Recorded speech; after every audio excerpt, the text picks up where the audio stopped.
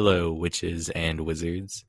This story is about my friend Joe and his infinite amount of swag. Two things you should know about Joe is that he doesn't care about what anyone thinks of him, and he loves doing whatever random thing pops up in his head.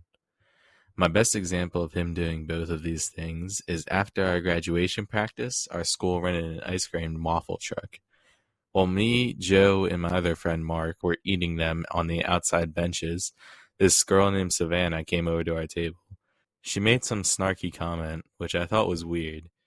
I ignored her, but Joe wasn't going to let that slide.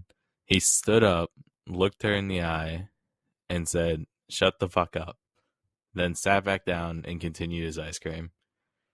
I mean, what an absolute baller. The story isn't over, though. After we're done, Joe turns to us and says, "Hey, should I jump over that fence?"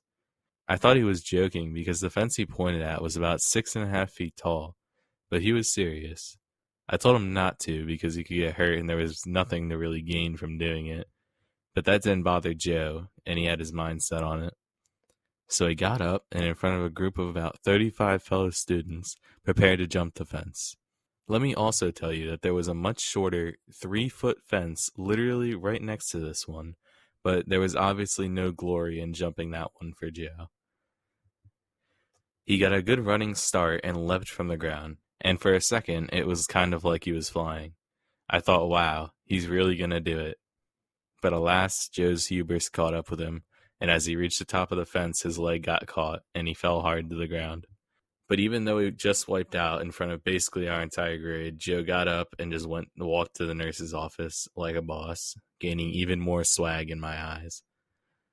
Another time I watched him put his aura on display was in our physics class, where for the entire 42-minute period, I watched him debate the whole class on how many gorillas he could take on with an AK-47 and a sword. And by the end, I was pretty convinced he would be fine through at least 100. Thanks for watching. Don't forget to like and subscribe to have swag like Joe.